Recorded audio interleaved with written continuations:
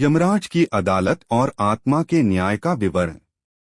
भारतीय पौराणिक कथाओं और धर्म ग्रंथों में यमराज की अदालत का वर्णन एक ऐसे स्थान के रूप में किया गया है जहां आत्माओं का उनके कर्मों के आधार पर न्याय किया जाता है।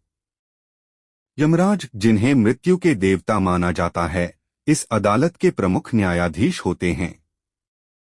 उनके सहायक चित्रगुप्त होते हैं, जो प्रत्येक आत्मा के जीवन के सभी कर्मों का लेखा जोखा रखते हैं। यमराज की अदालत का स्वरूप। यमलोक यमराज का निवास स्थान और अदालत का स्थल है। यह माना जाता है कि जब किसी व्यक्ति की मृत्यु होती है तो उसकी आत्मा यमलोक जाती है। यमलोक तक पहुंचने के लिए आत्मा को वैतरणी नदी पार करनी होती है, जो उनके कर्मों के आधार पर सुखद या कष्टप्रद यात्रा हो सकती है। यमराज की अदालत को धर्म और अधर्म के सिद्धांतों पर आधारित न्याय का स्थान माना जाता है। आत्मा वहां अपने कर्मों के परिणामों का सामना करती है। चित्रगुप्त का कार्य। चित्रगुप्त का मुख्य कार्य आत्मा के जीवन के सभी अच्छे और बुरे कर्मों का रिकॉर्ड रखना है। वह आत्मा के समस्त कार्यों का संपूर्ण विवरण प्रस्तुत करते हैं। इस विवरण के आधार पर यमराज आत्मा के भविष्य का निर्णय करते हैं। न्याय प्रक्रिया। यमराज की अदालत में आत्मा के साथ निष्पक्ष न्याय किया जाता है। उनके जीवन में किए गए सभी कर्मों का लेखा-जोखा लिया जाता है। यह न्याय प्रक्रिया निम्न चरणों में संपन्न होती है। 1. कर्मों का मूल्यांकन। चित्रगुप्त आत्मा के कर्मों को धर्म, सद्गुण और अधर्म, पाप के आधार पर वर्गीकृत करते हैं। 2. न्याय का निर्णय। यमराज आत्मा के कर्मों को ध्यान में रखते हुए निर्णय लेते हैं।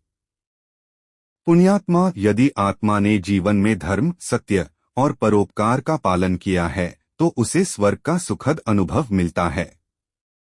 पापात्मा। यदि आत्मा ने अधर्म और पाप किए हैं तो उसे नरक में कष्ट सहना पड़ता है। 3. पुनर्जन्म। न्याय के अनुसार आत्मा को उसके अगले जन्म का आधार भी मिल सकता है। यह पुनर्जन्म उसके पिछले कर्मों के परिणाम पर निर्भर करता है। न्याय के सिद्धांत। यमराज की अदालत का आधार कर्म का सिद्धांत है, जो भारतीय दर्शन में प्रमुख स्थान रखता है। यह माना जाता है कि व्यक्ति अपने कर्मों का ही फल भोगता है। सुख और दुख। जो व्यक्ति अच्छे कर्म करता है वह जीवन और मृत्यु के बाद सुख का अनुभव करता है। पाप का प्रायश्चित। बुरे कर्म करने वाले व्यक्ति को नरक में यातनाएं दी जाती हैं ताकि आत्मा शुद्ध हो सके। सारांश। यमराज की अदालत मानव जीवन को कर्म और धर्म के महत्व का ज्ञान कराती है। यह सिखाती है कि जीवन में सही राह पर चलना और परोपकार करना आवश्यक है। आत्मा के साथ न्याय यमराज की अदालत में उसके कर्मों के अनुसार होता है।